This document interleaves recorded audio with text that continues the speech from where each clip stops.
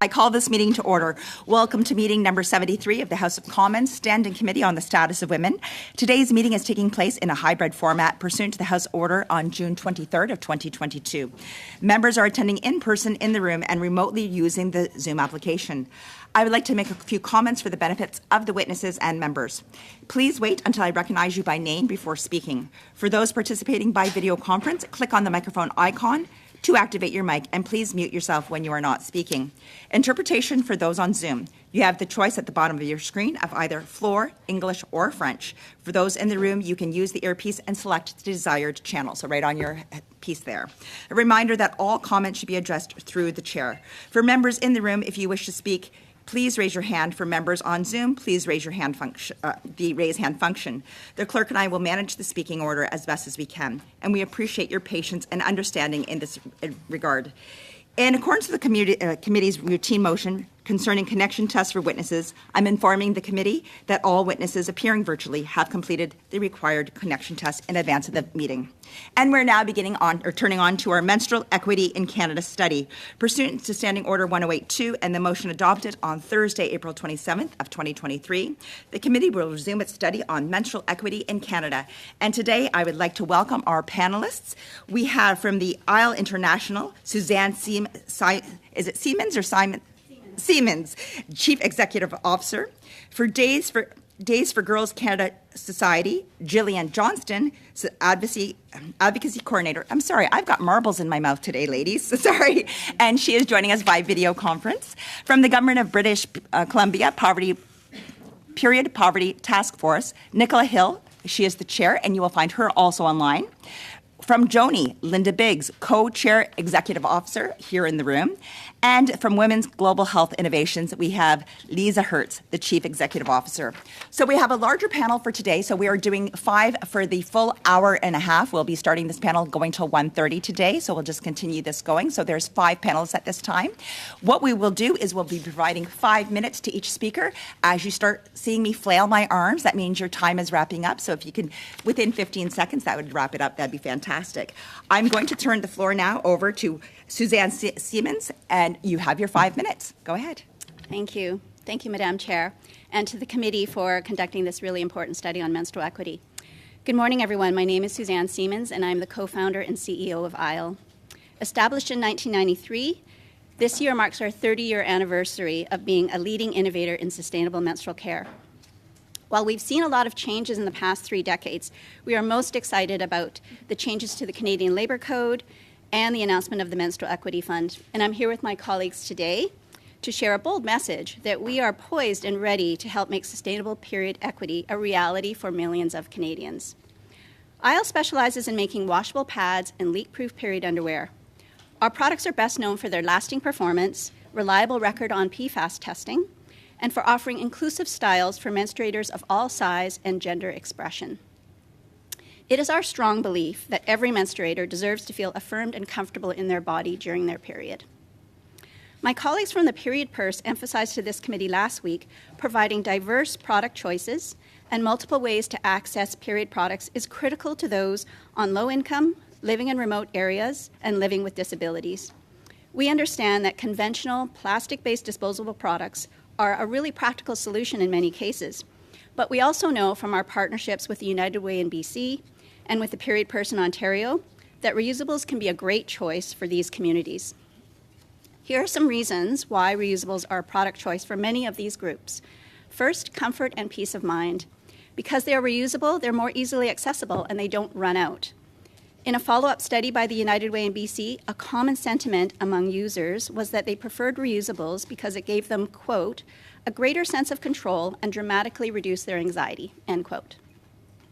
Second is affordability and financial savings. In addition to our own analysis, independent studies show that reusables save up to 15 times the cost compared to single-use disposables.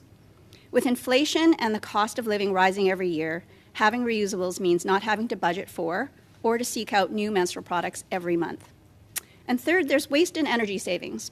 We conducted a product life cycle analysis that shows that using ISLE products reduces up to 99% in waste, up to 94% reduction in energy consumption, and up to 95% in greenhouse gas emissions.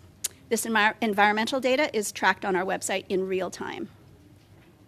ISLE is one of the top-ranked period care B corporations in the world, and this certification means that we are deeply committed to ethically making products that benefit all our stakeholders, our community, our employees, and our planet. For decades, we've been advocates for policy change, raised awareness, developed educational materials, and established programs with delivery partners to provide sustainable menstrual products to those in need. With this committee's attention on menstrual equity, we feel that now is the perfect opportunity for Canada to take a global lead. Already, countries like Scotland have written into legislation the provision of free disposable, sustainable, and reusable products to all of its citizens. And as Madeleine Shaw from the Sustainable Menstrual Equity Coalition of Canada said last week, there's not one size-fits-all solution to period poverty. So I'm here to ask the committee to pass a resolution to specifically include sustainable and reusable products in the choice of product recommendations during both the program rollout for the Canadian Labour Code changes and for the Menstrual Equity Fund.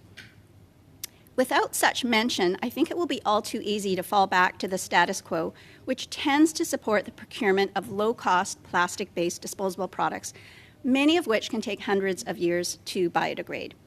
And without specific mention of women-led SMEs in the procurement process, our concern is that large multinational corporations will be the de facto or easy choice and ultimately stand to benefit from the program.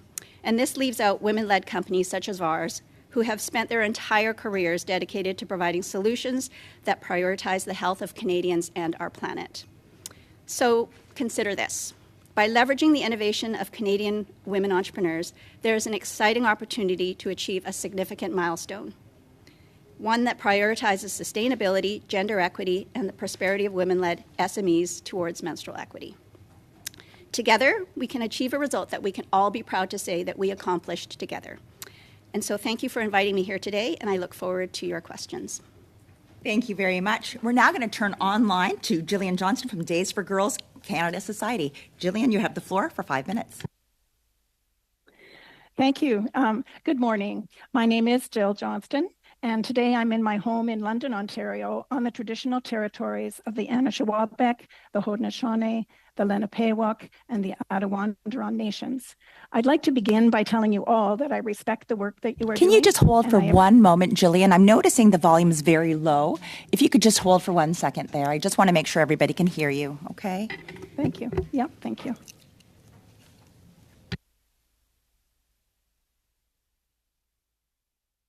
Please continue. Thank you. Thank you. I'd like to begin by telling you all that I respect the work that you are doing and that I appreciate this opportunity to participate in it. I am the Advocacy Coordinator for Days for Girls Canada. I am appearing today to represent Days for Girls Canada and to speak about our work with changing the flow in a collaborative initiative called Share the Platform. We all recognize that currently there are many barriers to menstrual equity in Canada. My list of barriers is in the brief I prepared, but I'd like to mention specifically the limited education available to Canadians about menstrual health. As a retired teacher, I value education very highly, and I can attest to the importance of providing access to information that is clear, accurate, and inclusive. When it comes to menstrual health education specifically, my teaching experience has taken place since my retirement. As a Days for Girls team leader, I'm proud of every DFG menstrual kit that my team has sewn, but I'm even more proud of the teaching I have done as a Days for Girls menstrual health ambassador in Kenya, Haiti, Guyana, and here in Canada. After every distribution, I know without a doubt that the information I have shared is life-changing for an entire community. In our Share the Platform work, Changing the Flow and Days for Girls Canada aim to share information that is life-changing for Canadian menstruators. In our Share the Platform work, we intentionally use language that includes girls, women, trans men, trans boys, non-binary, gender fluid, gender non-conforming individuals, and all others who experience menstruation. Our Share the Platform vision is optimal menstrual health for everyone who menstruates. Menstrual health is defined as a state of complete physical, mental, and social well-being throughout the lifetime of individuals who menstruate. That full definition, found in the documentation I provided, is a comprehensive one and is the basis for all our Share the Platform work as we advance menstrual equity. Our Share the Platform collaboration with Changing the Flow has evolved over the past 2 years. We began as 2 menstrual health organizations collaborating to present bi-monthly virtual events to advance menstrual equity. Our exciting new initiative involves taking the lead on the Period Positive Workplace campaign for Canada. This is a global campaign designed to encourage private sector businesses to support menstrual health in their workplaces. Share the Platform congratulates all 3 federal ministries who are taking positive steps towards menstrual equity in Canada. We appreciate the action taken by the Ministry of Indigenous Affairs to ensure that First Nations communities will receive the products they need. It has been exciting and very encouraging to be given the opportunity to participate in the consultation process with WAGE and the Menstrual Equity Fund pilot, and to realize that we are being heard. The recent announcement by the Ministry of Labour that new regulations regarding menstrual health in federally regulated workplaces will be in place by December 2023 is a huge step forward for Canada. Share the Platform sees the Canadian Labour Ministry initiative as a model to be followed in our own Canadian Period Positive Workplace campaign. We will encourage private sector businesses to supply free menstrual products in their workplaces and to become PPW certified for doing so. That's Period Positive Workplace certified. We are prepared to support organizations impacted by the new regulations for federally regulated workplaces, as well as the private sector businesses we are targeting.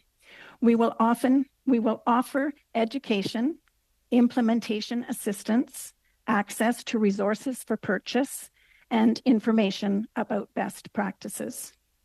I will conclude by emphasizing that as Share the Platform, both Changing the Flow and Days for Girls Canada acknowledge that our federal government is leading by example.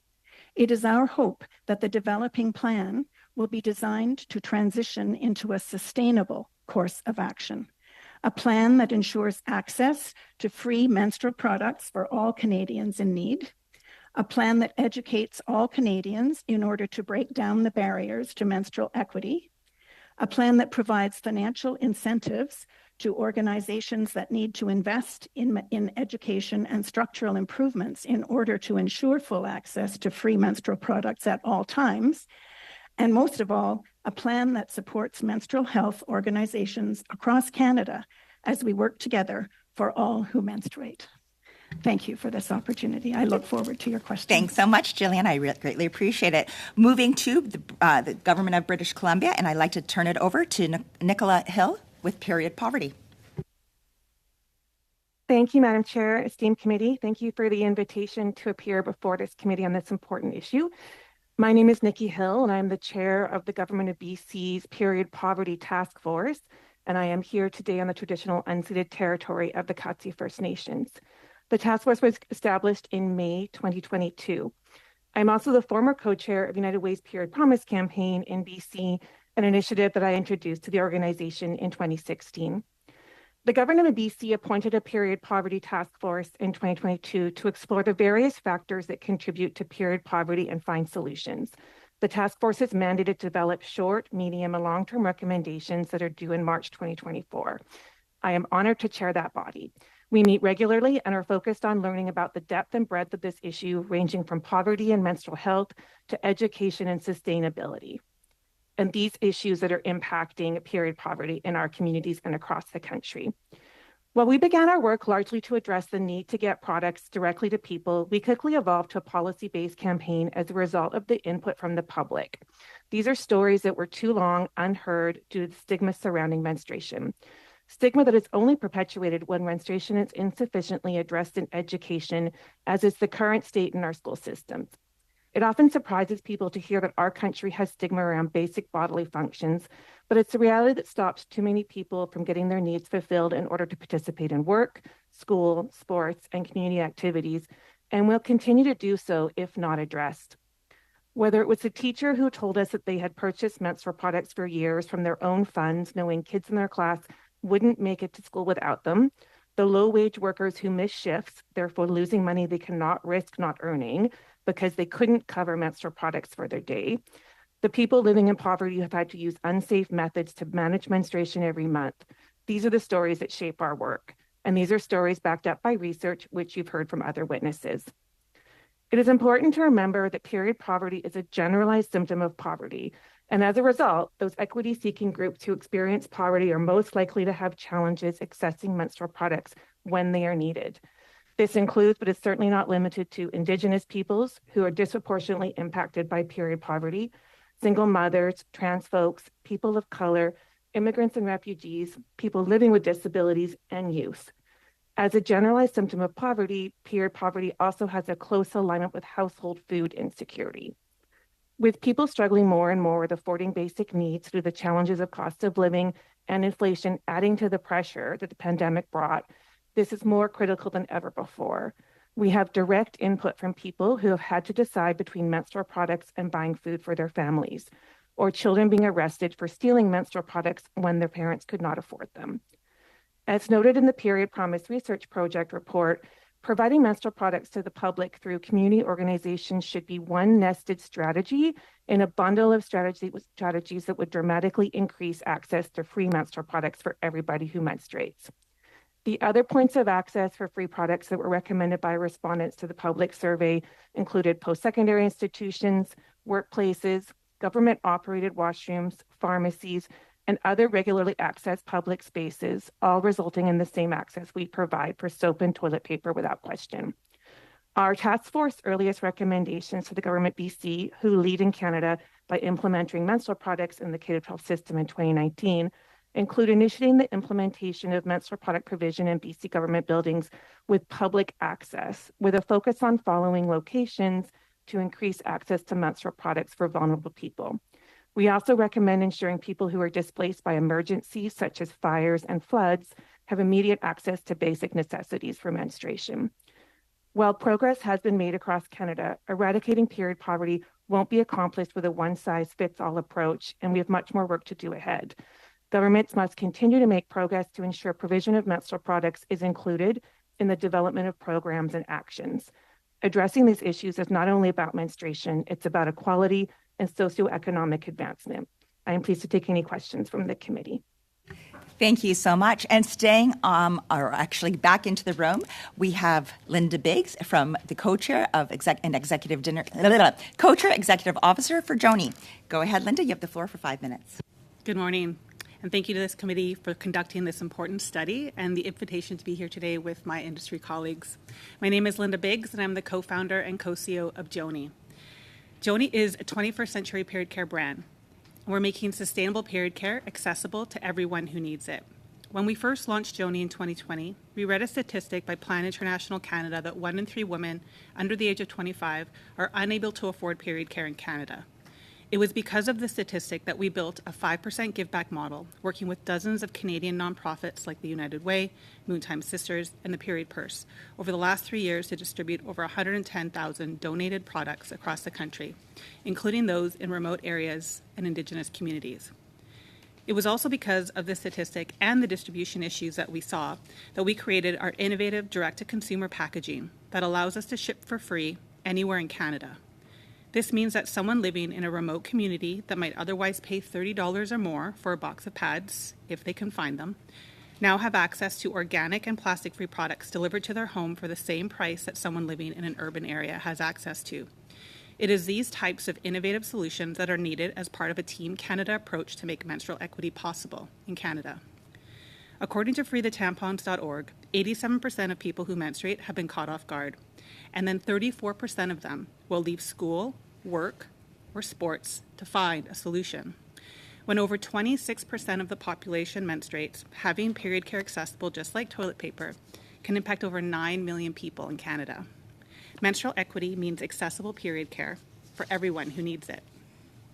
When I was growing up, I remember waiting in food bank lines with my mother. As a new immigrant from Mexico, she worked several jobs trying to make ends meet. As a competitive swimmer, I often got tampons from friends and wore them longer than recommended because we just didn't have enough. While I didn't have the terminology period poverty, I knew that funds didn't cover basic household needs. Oftentimes, donated period care products are bottom of the barrel, plastic-based options, and the expectation is that you should just be happy with what you get. There is a level of dignity that comes from being able to choose what works best for your body on your menstrual cycle. Sustainable period care should not be a luxury. Today, I'm in a much more privileged position. Yet even as the founder of a period care brand, I'm still caught off guard. Just last year, my daughter started her first period on our way back from Nova Scotia. On our last leg, I went from bathroom to bathroom at night at the airport to find an option since I had packed all of my products in my carry-on or in my check-in. The dispensers I found were either broken, empty, or didn't have the right change, and no stores were open. It was about the fifth bathroom that I found a pad on the counter that thankfully someone had left behind so I could take it back to my daughter. Even with all my privilege, I am also caught off guard. Conventional distribution methods like paid dispensers don't necessarily mean accessible period care. This is why we have recently designed, in partnership with 2 Canadian universities, an award-winning smart free-vend commercial dispenser that dispenses bamboo biodegradable and plastic-free pads and 100% organic cotton tampons with a compostable wrapper. Compared to a conventional plastic-based pad that takes over 300 years to break down, plastic-free pads break down on average in 12 months in the right conditions. This model works to make sustainable pads and tampons accessible in public places, just like toilet paper.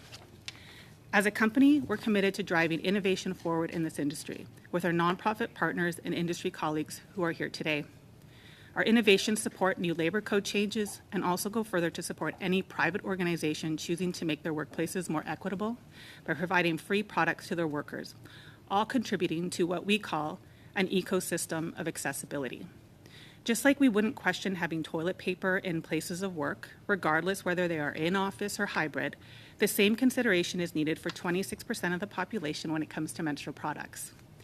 Joni is part of the Sustainable Menstrual Equity Coalition, SMEC, which is a coalition of Canadian women-led SMEs addressing period poverty and are already providing innovative, sustainable solutions to Canadians as well as internationally. We believe it's important to make reusable and sustainable plastic-free disposable options accessible and ask each of you to call a resolution to include sustainable options for women-led Canadian SMEs as part of the procurement process for the Government Menstrual Equity Program. Thank you. Thank you very much. And finally, to our last speaker, we have from the Women's Global Health Innovations, Lisa Hertz, Chief Executive Officer. Lisa, you have the floor for 5 minutes. Thank you, Madam Chair. Hello, I'm Lisa Hertz, founder and CEO of Women's Global Health Innovations, a Canadian social enterprise researching, developing, manufacturing, and currently distributing our innovative Be-Free Cup globally. As a Canadian social entrepreneur and innovator, I am developing disruptive period products intended to address the complex challenges menstruators face in managing their periods while taking into consideration social, environmental, and economic sustainability. Our mission at Women's Global Health Innovations is to improve the menstrual health outcomes, thus lives of the world's most marginalized adolescent girls and young women. As a member of the UN Global Compact, we play a vital role as one of the many private sector participants actively working towards the achievement of the Sustainable Development Goals. According to UNICEF, 1.8 billion people across the world menstruate monthly. And according to the World Bank, 500 million lack access to menstrual products and adequate sanitation facilities to manage their periods safely and with dignity. The idea of the Be-Free Cup was born after I learned firsthand how adolescent girls and young women living in Kenya's and Uganda's urban slums and refugee settlements faced some of the harshest conditions and challenges to manage their periods. Lack of access to clean water and affordable menstrual products, private female-friendly sanitation facilities led to high-risk behaviors, including transactional sex to buy pads or the unhealthy reliance on makeshift products like old socks, mattress stuffing, goat skin, dried cow dung, and reportedly the washing and reusing of intended single-use products. Additionally, girls reported rolling up pads and inserting them vaginally, as many do not have underwear to hold their menstrual pads in place. Conversely, the reusability, thus improved accessibility of menstrual cups, promised for a healthier solution. But unfortunately, their need to be boiled was seen as a deterrent to adoption.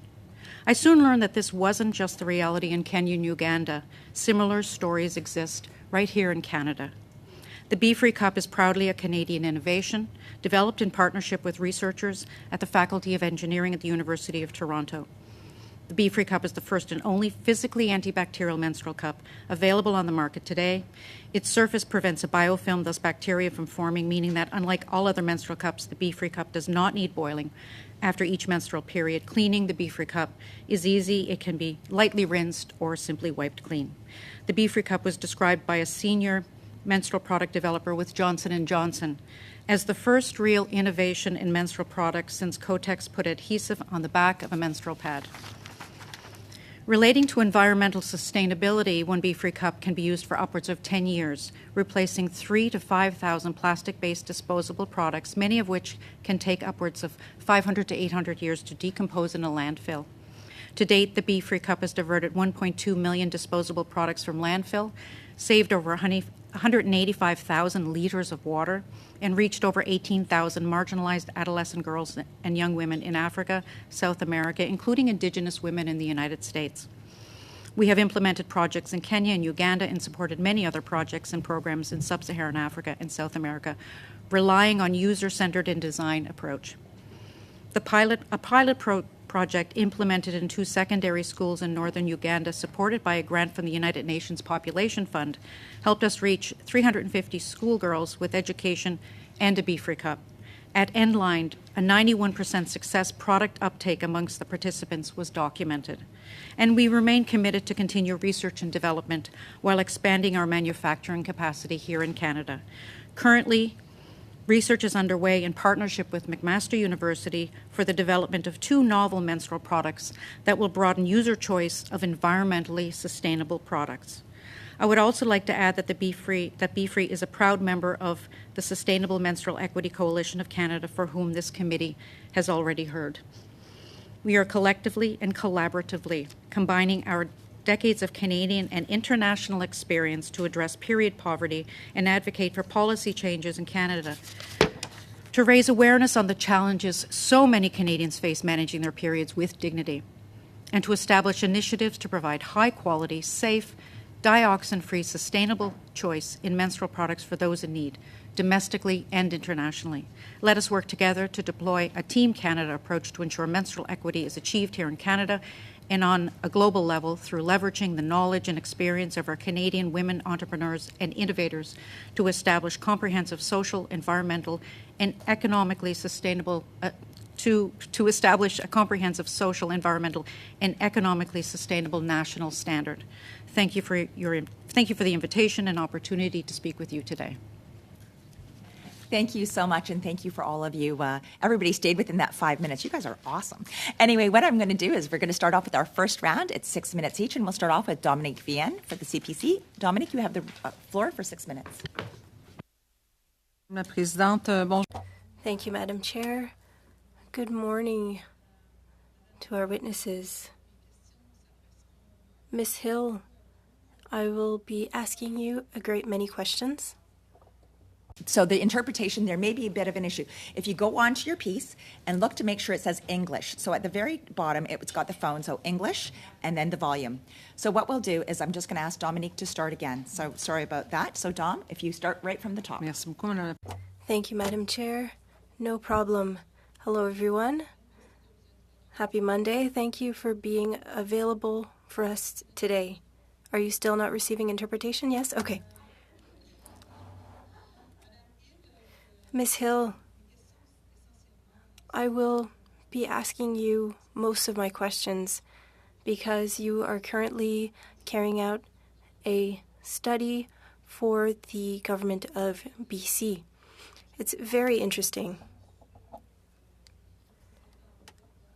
Would you be able to tell us more about the Menstrual Equity Fund pilot by the Government of Canada, and how do you believe that this pilot project will give us more information on menstrual equity?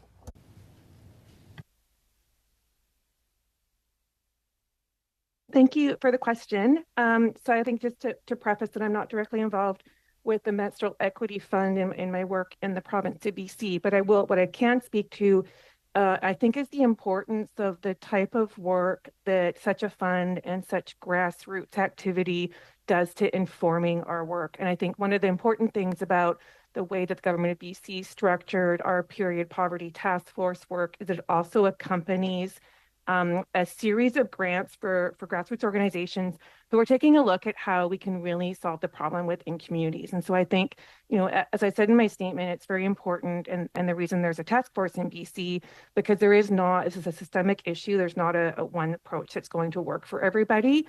The granting system that we've set up in BC, in which we will have full research and report, is the second. The first system actually informed the United Way and Government of BC Period Promise Research Project, which a number of witnesses have referred to in their testimony over the past week. And that study gave us the direct knowledge from people with lived experience, which is critical. And I think, in terms of looking at the Menstrual Equity Fund and the potential to frame that, it does look a lot like the way that we have done the work in BC, in which we go and directly talk to people in community who have the needs and are able to tell us what works and what doesn't, and where we need to be expanding. And I think that's critical. I especially sit here as somebody who has not personally experienced period poverty. While I have been an activist on this issue for many years, those voices from community are very important, and that will be important in the Menstrual Equity Fund as well.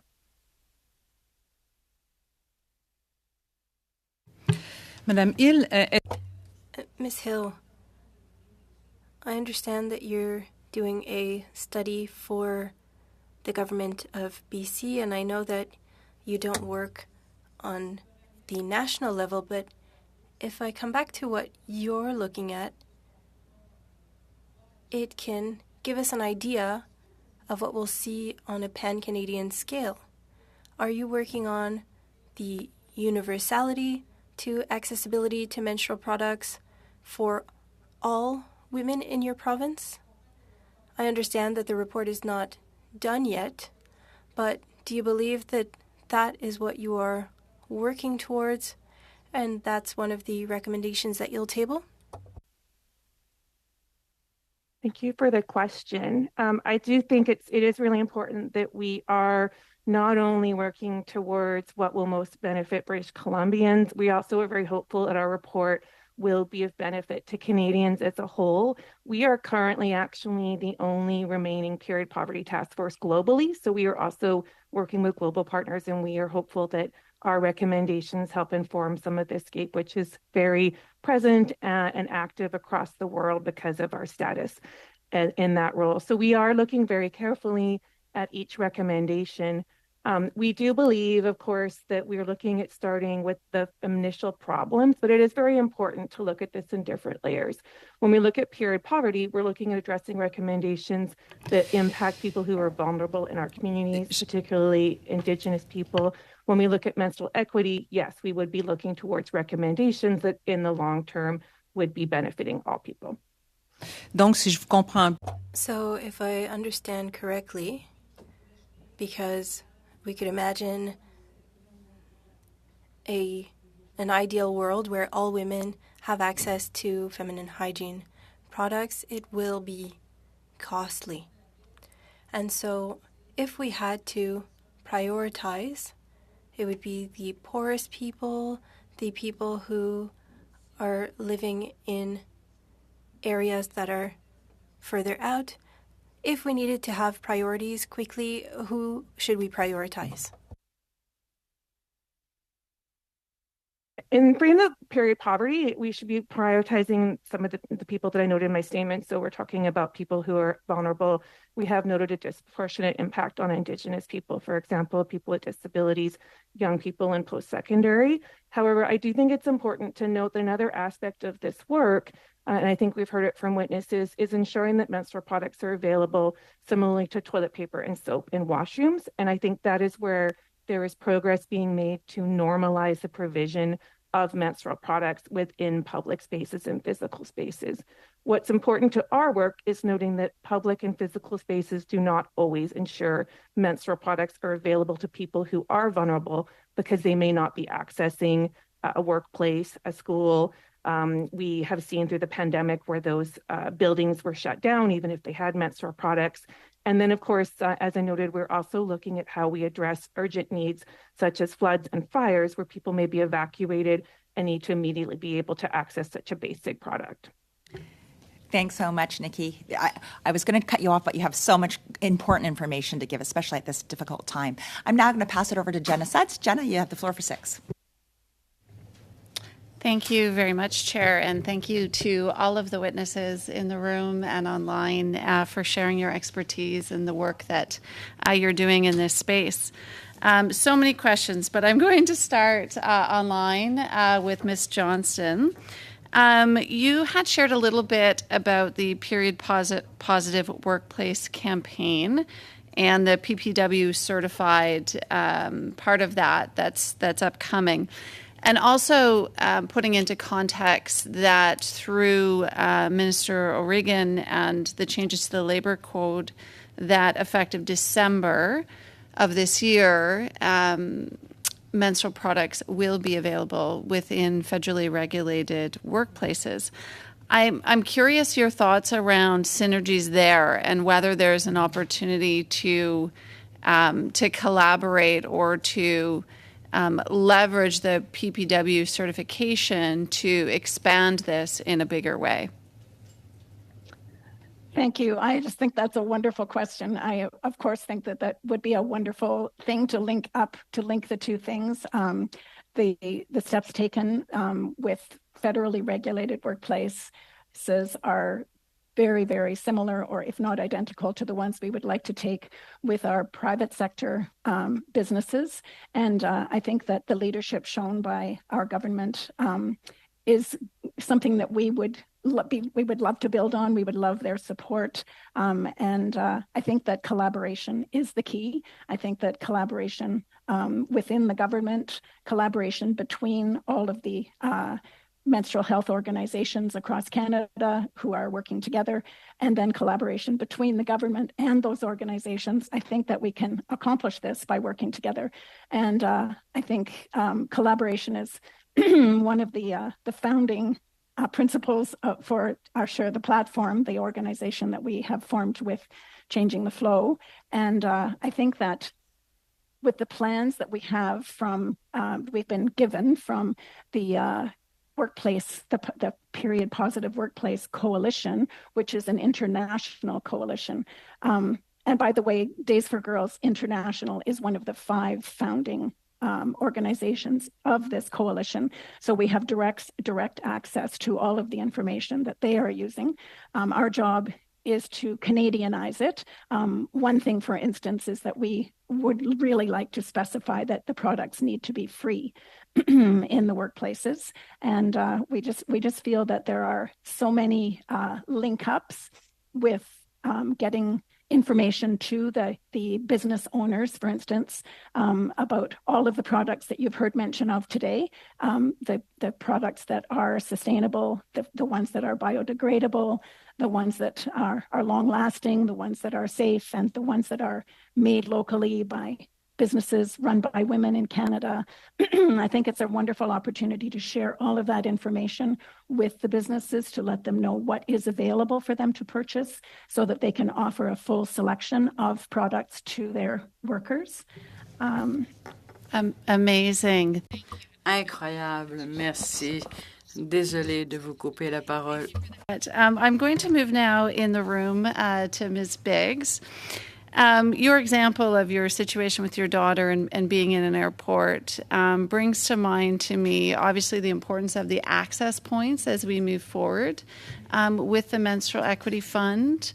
But also, I would love for you to share your experience and your expertise around the importance of choice for those who are seeking out products when they are in need.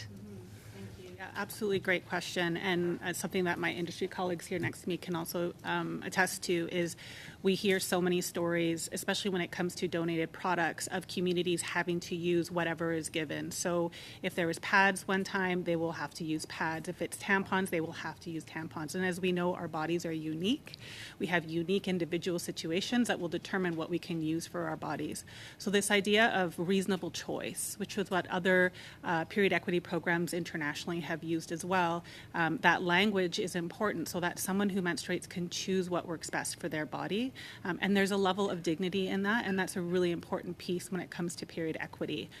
So while donated products are great, I think there has to be an emphasis behind how do we empower the people who menstruate to be able to choose what works best for them. Incredible. Thank you for that. And I think it's an important point. And maybe I'll open the floor on the earlier comment I made around the access points. So as we're moving forward with the Menstrual Equity Fund, obviously we've done a ton of consultation over the last year, but I would love your insights or your thoughts around where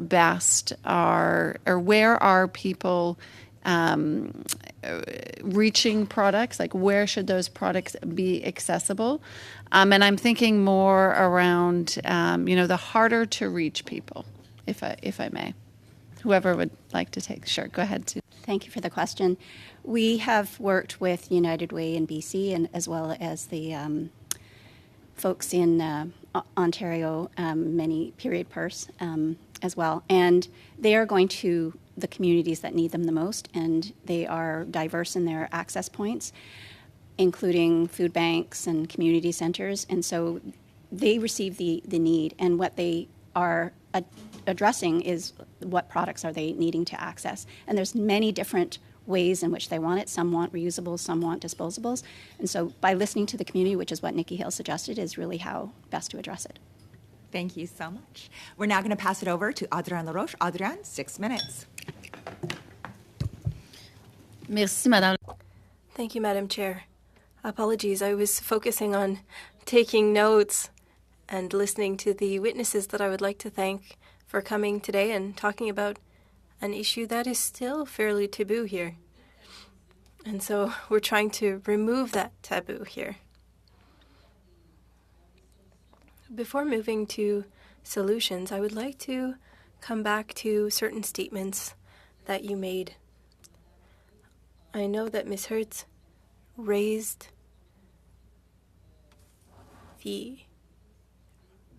that women are using less safe means, but Ms. Hill, you also mentioned in your opening remarks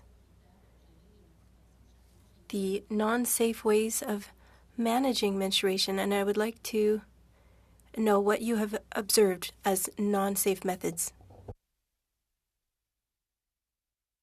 Thank you for the question.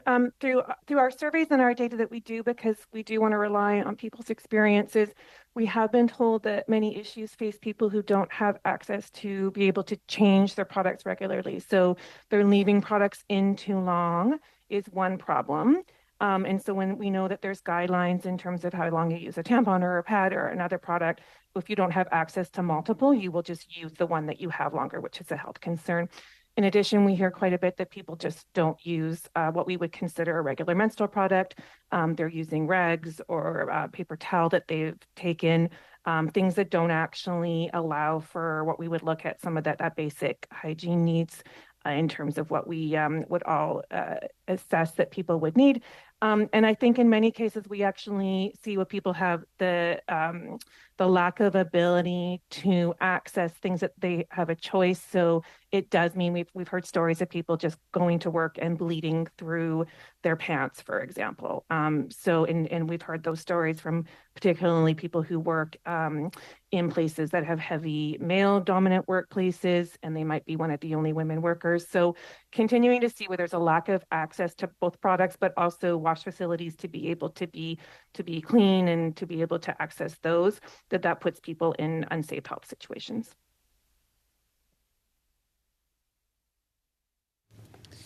Merci beaucoup pour cette.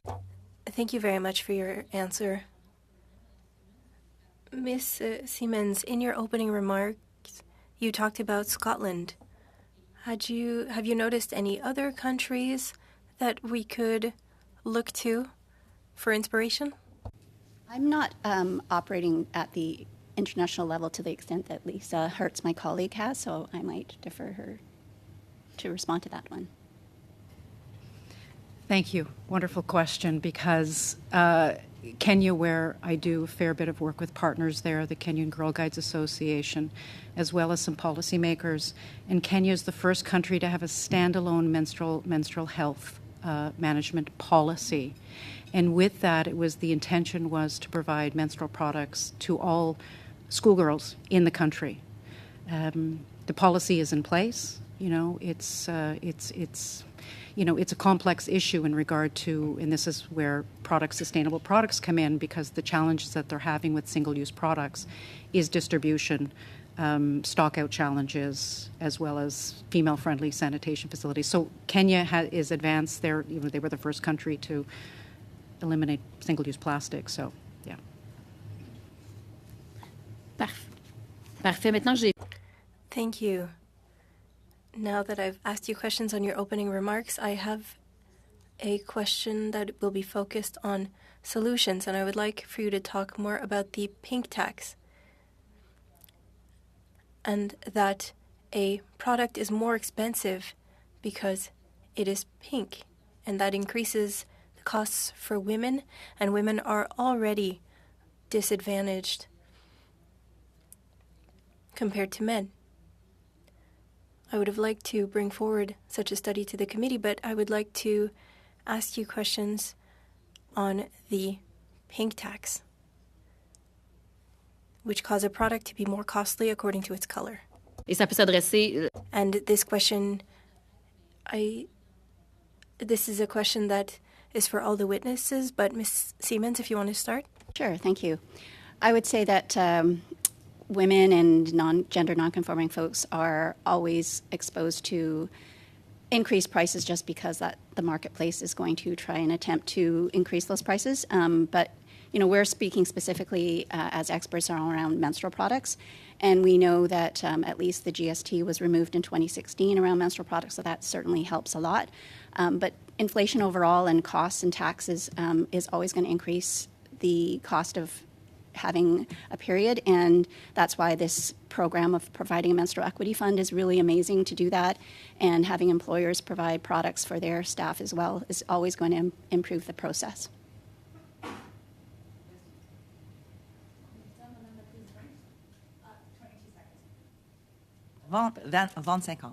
Parfait. Alors, écoutez... Thank you. Would anybody else have something to add on the pink tax? Ms. Hertz? It is definitely getting a haircut as a woman is more expensive than for a man. So it's, but yeah, that is something that I think is broader than this issue that we definitely have to be working on, and just like communicating on menstrual equity and talking about it more and really bringing it to the floor. Thank you. Thank you. Thank you so much. We're now going to move online, and Benita's online. Benita, you have the floor for 6 minutes. Thank you. Thank you, Madam Chair, and thank you to all the witnesses that have come out today to talk about this important product, and also to raise the visibility of this issue across Canada. So my first question is going to be for Ms. Siemens. You spoke a lot about sustainability and diverse product choices, and I'm just wondering around education on diverse products and choices. How can the government assist in that, not only for adults, but for children? There is lots of organizations that have produced amazing educational materials, and there are people in the educational system that do provide that. So ensuring that those individuals are well supported and well funded so that they can continue to convey that message, and support the organizations that are developing those materials. We work with a lot of those organizations and collaborate with them to produce those educational materials, which ultimately helps reduce that stigma that individuals are facing around their period. So more support and funding to these groups that are developing the materials, and ensuring that that gets distributed in the school system and in the education system. Great, thank you. And I'm going to go to Ms. Hill also too on the education, and I just want to thank you for all of your work, because I remember back in 2016, 2017 when the local city halls were doing Tampon Tuesdays, and that was just an amazing eye-opening opportunity for women at work and transgender women, transgender folks at work to be able to talk to their colleagues about the lack of access. So I wonder if you wouldn't mind sharing your experience of how education has grown, and if you have any thoughts on how we could do better for education for children. I'm specifically thinking about children in schools, how we can raise the education there. Thank you for the question. I will say through our period poverty task force work that we have engaged a number of educators in our essentially our equivalent of hearings in the past few months. And one of the things that we have been very surprised to find out about has how much the lack of education on menstrual health has decreased, particularly over the pandemic, where schools were making decisions about what they were teaching to children online. Or within the class system. So I think that's very important, is that even if we think there is a base level of menstrual health education in schools, we understand very clearly it has gone down. And so for an example, when we have many jurisdictions now that are providing menstrual products in schools to kids, BC was the first to do that back in 2019, and others have followed. There is not a pathway there to help children through that process as they become as their bodies change and as they start to deal with their own menstruation. It also increases the stigma. And I think a lot of the work that advocates do normalizes the conversation. And thank you for the shout out to our previous work with Tampon Tuesday before it evolved to United Way Period Promise, because a lot of that is about educating the community and educating people that we should talk about these issues, because when we are not talking about them, people are suffering in silence because there's so much stigma surrounding them. Absolutely. Thank you for that. And I think about kids at home that don't have access and don't have money to buy their own, and their parents can't. I'm going to go to Ms. Hertz. I just wanted to speak a little bit about water and lack of access to water and the need for sanitary services outside of the home in Canada. And I know that I speak to many school age people that menstruate that say that having no access to bathrooms when they're using transit is a barrier for them to actually use transit. And it just makes me think about the fact that we need to have access to running water. So Ms. Hertz, I wonder if you wouldn't mind just sharing how the lack of access to water or access to sanitary services is difficult. And then if you wouldn't mind just following up, you did make some comments about bee-free cups, not necessarily needing that access, but I think the privacy is still something that's needed. If you could speak to that a little bit. Yes, the development of the bee-free cup was very specifically due to the lack of clean water in slums and refugee settlements. So, taking that back home to, it's easy for us to turn on our tap or, have a pot and whatnot, but we don't know the situations that, Canadian women and girls, what situations that they have at home. But it is assumed because the issue of water comes up quite frequently in regard to the dignity of being able to have female-friendly washrooms, and it's definitely an important issue, and it is something that fundamentally, is something that women and girls face much more than do men. So I hope that answers your question adequately.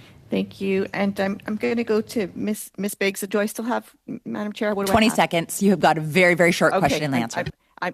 Very quickly, just talking about sustainable resolution and innovation, and you talked about a resolution. What would that resolution look like, Ms. Biggs, from this committee or going forward? An important ask for us today is to really include sustainability when it comes to the procurement process for this fund. Oftentimes that's overlooked, but I think we can see clearly the impact that menstrual products have across Canada, so we would like to add that to the guidelines. Thank you so much. We're now going to start and move over to our 5 minutes, so I'm going to go to Anna Roberts for 5 minutes. Thank you, Madam Chair, and thank you to all the witnesses for being here. I guess my first question is going to be to Ms. Johnston. And the question I have for you is, how many companies have signed on to the program? Oh, that's a good question. Thank you very much for your question. We have just launched this period positive workplace campaign on Menstrual Health Day, which was May 28th. And so there hasn't been a lot of time, but we, to my knowledge, so far we have 5 or possibly 6, but there are companies that we are approaching, and we have actually hired through Canada Summer Jobs. We have hired 2 students so far who are helping us with the campaign, and we are starting to offer our virtual sessions as how to become a sessions. And so the word is spreading, and we have 15 people signed up for our first session, which is tomorrow. And so hopefully by tomorrow, there'll be another 15 companies signed up. So it's growing, and we're hoping that it will grow really quickly as we get rolling. Thank you for the question. No problem. I guess maybe you can elaborate on it. So what do these companies supply? Are they supplying to the schools? Are they, how does that work in conjunction with the funding from the government? I don't understand how the program works. If you could explain that to me. The funding from the government that we have right now is for these students who are from the Canada Summer Jobs program. So other than that, we are not working with funding from the government at this point. What we are doing is offering an opportunity for companies, big and small. So it might be your doctor's office, it might be the kitchen shop downtown, any place where people go who might start their period and might need to have a product, but particularly organizations where employers can offer free products for their employees in the workplace. And so it's a program that will gain momentum, and it will also gain identity, because we're developing it as a Canadian campaign, and there will be differences from the main campaign, but the main campaign link is available in my notes, and it is periodpositiveworkplace.org. So I think you'll find more answers there, I hope. One of our local MPPs started a campaign a few years ago called the Shoebox Campaign, and everybody, or mainly women and anyone, could contribute to it through Shoppers Drug Mart, where there were selected items to be placed in a shoebox or a bag or whatever you choose to be provided to women's shelters, because they found that they lacked a lot of those essential needs as women that we need. Has anything like that, like has Shoppers approached you on any of those type of ideas that they would provide or donate? We haven't been approached by any companies for donating. The concept that we're working on right now is that employers would take on the responsibility of purchasing the products for their employees and for anyone else who is a client or visiting their business, their place of business. And if companies want to get on board, that would be wonderful. But at this point in time, we really feel that in order for menstrual equity to really happen, that public participation, for the public sector participation, is vital.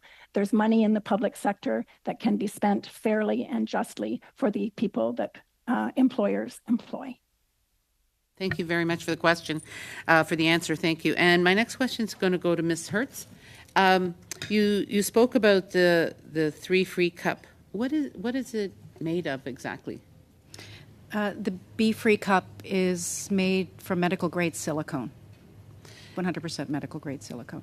And so when, is that something that would be cleaned regularly throughout the day, or is it once a day? I'm not aware of it, so I'm sorry if I... Oh, that's okay. No. The menstrual cup, it's kind of a bell-shaped product that's worn internally. It collects as opposed to absorbing. Then when it's removed, you can empty it out. You can just wipe it with tissue or rinse it with water, reinsert it, and it can be left in place for upwards of 12 hours. So it's very convenient for workers or students. 15. Oh my goodness. Okay, so I guess I'm thinking about young girls using that in school, and say they have to maybe clean it while they're in school, and with the new gender bathrooms, it would be very uncomfortable for them to do that. Has anybody given any thought on whether we should continue to have a separate washroom for females? Like, I'm just thinking, a young girl going in and then, a male coming in, it would be very uncomfortable for them. Do you agree with that?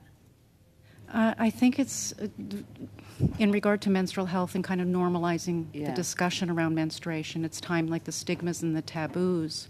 Yes, I understand the discomfort, but it's and you know how young boys are, right? Fantastic. We educate them as well. Yeah. Good, thank you. Okay, Anita, you have the floor for 5 minutes. Yes, thank you. And I do want to actually thank all the witnesses because not only are you educating us, but also I think for the public watching, you are dealing with the taboos and the stigma. And I think just having you here as witnesses is doing a tremendous amount for that. And I would say as a committee full of feminists, many of those of us who are or have been menstruators, there's a lot of information here that I think even many of us didn't know. And that tells us something. So thank you very much. And the question I wanted to ask you is specifically around, a couple of you talked about your engagement on this started through international development work. And I'm the Parliamentary Secretary for International Development as well. And I find it interesting because I've always seen development as a two-way conversation and not just as, people coming and trying to somehow impart knowledge to other countries. But I mean, the amount that we learn back in terms of sharing all the different practices. And I know, Ms. Siemens, you mentioned Scotland as a country that does very well. Earlier, one of you mentioned Kenya and policies there. I wonder if you could talk about countries or jurisdictions that have very good policies that Canada may, and our committee may want to look further into and maybe get some ideas from. Go ahead. I can just briefly speak that the Scotland policy is incredibly comprehensive, and I'm even learning myself, having been in this for decades, that they've done an extensive amount of research and listening, and it's probably the best policy I've seen written to date, and I would encourage everyone in this room to read the Scotland policy if they haven't already, and I'll pass it over to Lisa to talk about other countries. I can speak about the work on the ground in schools. In Uganda, for example, and how welcoming the schools are and the schoolmasters. We train the boys on puberty and menstrual health as well as the girls using an edutainment type of delivery. It's been very effective and, making it fun, but also like addressing the taboos through education, through the knowledge that's transferred. Always working in user-centered in design and working in a very community-led approach wherever we're doing the work. Fantastic. Any others? We don't work internationally, but just kudos to Nikki and the work that her and the team are doing in BC. And there's a lot of leadership being shown there, and the level of collaboration with industry partners and stakeholders like ourselves and other nonprofits. I think we could look at that, especially as we look at what can we do better. There's a complex solution, but what can we do better? We can definitely look at BC. And online, did you want to add anything? No? Okay. Then do I have time for another question, Madam Chair? Oh, good. Okay. So one of the things that all of you have mentioned is sustainable, reusable menstrual products, which I can say we're looking at this right now in the context of those that might not be able to afford menstrual products, who want to reuse. But I imagine that there is a huge market out there of people who want to be environmentally sustainable, who maybe are privileged, can afford to buy the plastic products, but would rather do something that is going to be better for the environment, for our future. And I'm wondering if, you talked about procurement, I'm wondering if there are ways to make sure that those kinds of products are not seen and then become stigmatized as this is for the more vulnerable and marginalized communities, as opposed to something that should be probably marketed to everyone. I'm opening it to all of you. Whoever wants to answer first, go ahead. Yeah. Yeah. We certainly, most of our customers are privileged and folks who can afford them. And we rely on their testimonials and their advocacy for how reusable products have changed their life. And a lot of them are doing it for sustainability reasons, but they find a new sense of comfort and agency and ability to manage their period the way they want to and feel comfortable and not feel that they're creating waste or using products that maybe they're questioning what's in them. And so as a collective, we are very transparent about how our products are made and what's included in them and what's not included in them. And that makes everyone feel safe from a health perspective as well as satisfies their environmental objectives. I can speak to a recent project in Malawi, actually, that was conducted by the Canadian Physicians for Aid and Relief. And there were adolescent girls, but then it was their mothers that wanted access to the cups. And it was wonderful to hear the feedback from them saying, where was this, 20 years ago? Because of the level of comfort and ease. And they say this was life-changing. Awesome. It's also, so. Thank you so much. We're now going to move to 2.5 minutes to Adrienne LaRoche. Adrienne, 2.5 minutes. Merci, Madame la Présidente. Thank you, Madam Chair. Thank you to the witnesses for being with us today. We're talking about initiatives in other countries, but we also want to talk about research and innovation in menstrual products to offer a greater diversity of products. And perhaps this could come from the federal government. How could we do more? Ms. Hertz or Ms. Biggs? I can start. I know that for us, when we launched in 2020, we were gathering data on what menstrual equity looked like in Canada. There is limited data. From a federal perspective, there are a lot of studies individually in each region, but it would really be great to have a very, Team Canada approach to what it looks like holistically as a country. So I think when it comes to funding, a lot more research in this space would be very beneficial to be able to better understand some of the challenges that communities and individuals are facing in this area. I can speak to the actual product innovation and the support that we have received through NSERC Alliance, and I see that historically we've received a number of grants over and it's helped to develop the product and the continuation of new product developments. And again, speaking to the Team Canada approach to keep building on this, because there's so much that Canada can be doing to advance and be the leader in this particular, in period poverty and menstrual product development around the world. Do you want something? Par rapport à la recherche et l'innovation. With regards to research and innovation in BC, is that something that you have in your research? Yes, so in BC, part of our task force work has actually been to bring together businesses, and you've mentioned a few of them, and some of them are in the room that we've worked for a long time as a reference group, so we can have these conversations about what policy change they need from government. And I think, Canada does have, we're very lucky to have these incredible business leaders, and again, many of them who are appearing before you, who can speak to the research and innovation. I also think the partnership piece is very important when it comes to reusable and sustainable products. And in BC, we've had what we call the Period Promise Policy Agreement, which is for workplaces and civic municipalities, post-secondary campuses, where they can sign and commit to providing menstrual products and washrooms. And a number of those have committed to a system of vouchers or grants with sustainable product suppliers, which provides that research. Thank you so much, Nikki. I'm now going to pass it on line back for 2.5 minutes to Benita. Benita, you have the floor for 2.5. Thank you, Madam Chair. And I'm going to ask my question to Ms. Biggs, and then if I have time, Ms. Hill could also follow up with some comments. So, Ms. Biggs, you mentioned your participation in sports when you were younger, and when I go to visit high school students, I often hear from girls and diverse genders that they didn't take part in sports and certainly didn't go to out-of-town competitions or take part in competitive sports because of the lack of access to menstrual products. I wonder if you could share what you think the government could do to assist in that, because the federal government does fund professional sports organizations and sports organizations in this country. And I'm not professional sports organizations, I'm sorry, sports organizations in this country. And how could we use those avenues and those tools to ensure that everyone gets to take part equitably in sport?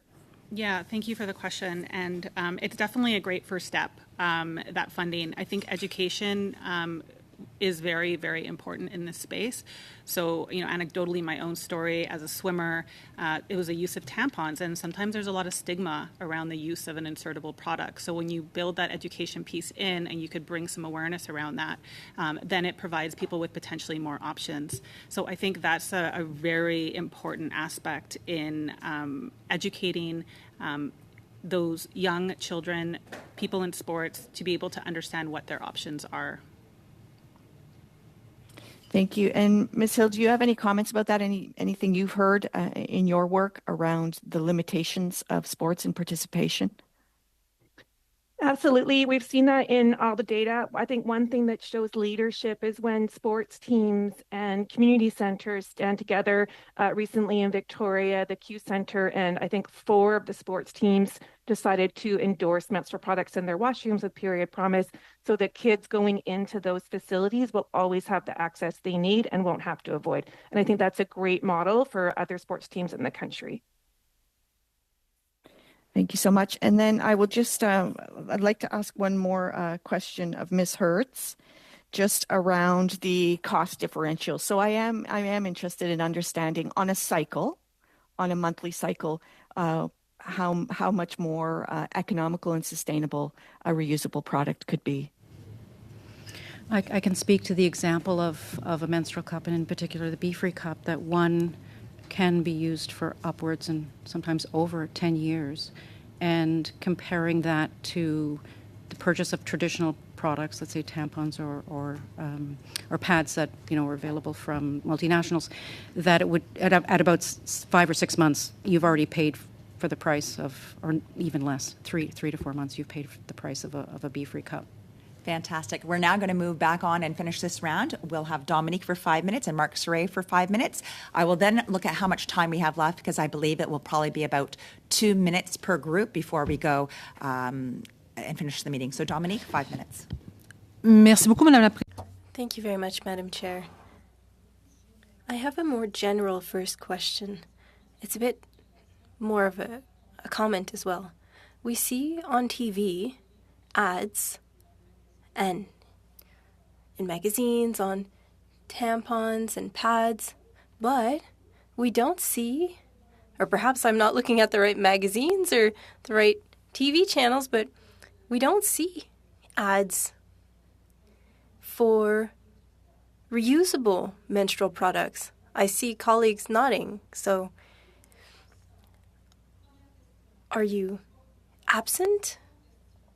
And my second question, how do business people react? Or how would they react if we ask them to pay for the menstrual products of their female employees? So 2 questions. Ms. Hertz, perhaps, to start? And then Ms. Siemens? Yes, it's a great question, and a point that you see that a lot of ads for, even poise for incontinence, but then pads and tampons, those particular ads on TV, it's very expensive. We're small and medium-sized enterprises, and looking at all, ways that we can properly market and get the knowledge out there. And I think most of us are doing it through social media. But I take your point, but it's very costly. Et c'est peut-être une question de And perhaps it's a generational thing as well. In my generation, we didn't have access to reusable products, or I don't remember having access to it. Yeah, and if I may respond to that, we are reaching our customers the way they want to be reached. And so they are using social media, they are using tools that are accessible to them and what they're enjoying accessing. And in response to employers providing the cost for this product, as was addressed earlier, reusables save, in our particular case, 15 to 20 times the cost of disposables, because you're not constantly replenishing them in the washrooms and dealing with facilities and storage. And so we can provide good data with employers on how much money they will actually save by providing reusables to their staff. And the staff have that convenience too if they're particularly working from home, which is quite a significant amount of folks as well. So there's a very strong economic argument as well as an environmental argument. If I could add just one point there in regard to the cost of disposal and the disposable in regard to, the bathroom, the facilities. I mean, these are not flushable. I'm talking about the non-reusables, the single use, and the cost of waste management. That really doesn't come into account when most people are talking about this issue, but it's quite costly because they're meant to go to incineration. D'accord. Oui, alors, est-ce que les... Great. So, do the witnesses online have a response to how business owners might react? We've heard comments from the room, but do you have anything to add what we can expect? Because some of them will say these are additional costs, and we'll have to have this cost reflected in what we charge our clients. How do you think this will be received? Who would you like to answer? Madame Hill? Ms. Hill? Thank you. So we have partners here in BC who are large companies, Pacific Blue Cross, Van City, a number of unions, organizations, government crowns, and municipalities. And I think initially people look at the cost and think it's prohibitive when they understand it should be as basic as what they're doing in terms of their other washroom provisions. You can see where it's actually very cost efficient, particularly if you talk about things like people coming to work, being able to be productive and be in their workplaces. We have not had a significant pushback, and we do have agreements with some pretty large employers. Thank you so much. We're now going to go on to online to Mark Saray. Mark, 5 minutes. Merci, Madame la Présidente. Thank you, Madam Chair.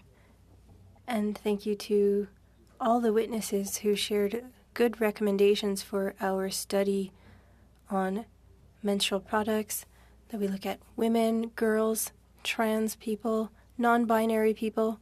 It's very important to have menstrual equity. Before I ask my first question, I wanted to mention that private employers have a responsibility. They offer soap and toilet paper. They don't ask the employees to pay for that. And so they should cover costs for menstrual products. So that was for the private sector. But my first question is for Ms. Biggs. And you all spoke about the philanthropic role that you play and the importance of accessibility, that we reach young women and girls in rural areas. And when we talk about schools, we talk about home delivery. I'd ask Ms. Biggs, what would the federal government's role be in helping the private sector and other sectors to encourage such efforts in rural areas? Thank you for the question. I think the labor code changes are a great start to set the tone for what is required when we're going into our workplaces. So like you mentioned, just like toilet paper is provided, we never question the cost to that. It's an essential product. So we feel the same should be provided for menstrual care products. And also looking at the opportunity costs for not having it there and the statistics around how people leave their work to find a solution. So when we're talking to the private workplaces, it's the same concept. Is you have a team here, and you're looking at procuring toilet paper. How do we then implement another essential product for 26% of the population that's going to use into your workplace? So really, it's the conversations around that. They're very similar. But the rural communities, one of the issues that we saw was the distribution issue, like you mentioned, and the collaboration piece with our nonprofit partners that are in those communities has been an essential way for us to get that reach with our donated products. So a lot of the nonprofit partners involved in these as witnesses here today and in prior meetings are in those communities having those important conversations. And so we work directly with them and dozens of them across Canada to be able to reach those communities. No, thank you for that. My second question, Julian Johnson. You talked a lot about, we talked about the role of the private sector, and you mentioned about the Liberal Code changes that are happening. And you talked about with my colleague earlier about some of the recommendations, for those synergies on the private sector and the federal government and the provinces to a certain extent. When we talk about menstrual products, obviously there's a physical cost to those, but you also mentioned about the education, and a lot of the witnesses talked about education. This morning, for example, there was an article when we talk about menopause at the workplace. There's 10% of women that are quitting their jobs because of the stigma attached to menopause. And I wanted to understand, and that represents about $1 billion lost to the Canadian economy. So I wanted to know if there's a link, what you're doing on the employer side education when you talk about menstrual products, but also how do you look at the continuum when you look at menopause to look at the entire lifespan there at the workplace? Is there any links and any recommendations you would have for us federally? Thank you. That's a great question. We keep coming back to the definition in our work. We keep coming back to the definition of menstrual health. And I would encourage you to look into the notes that I provided and to see what the definition is. It is incredibly thorough and comprehensive, and it covers everything, including, the lifespan of a person who menstruates.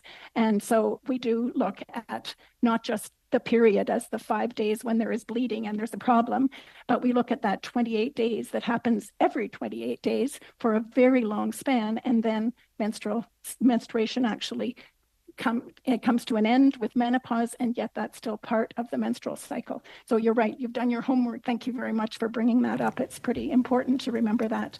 And we hope to be able to share through our virtual sessions with the project that we're doing with the Period Positive Workplace. That's the kind of education we want to share. Perfect. Thank you so much. What we're going to do is we have 7 minutes remaining, so we're going to about 1.5 minutes per group. I would just like to ask one question, and then we'll just go around the group from there. So I'll be passing it over to Sonia for your 1.5 minutes, and I'll just kind of start this right now. I'll give myself a minute. Thank you so much to everybody. I really do appreciate you coming on. And Linda, perhaps to you, I know we've talked a lot about distribution, and to me, distribution is one of the greatest challenges that we have, especially when we're looking to the far north into some of these remote communities. There's great options through United Ways and different things like that, but how are we getting it to those remote communities when it is already so difficult to get food and items like that? Well, some of the, like I mentioned in my testimony, is that from a individual perspective, we're able to ship to those communities for free. And we do that because our packaging is letter mail rates, essentially. So as a business, we had the lens of accessibility, and we built that into our model to say, how do we then provide this accessibility to everyone in Canada equally?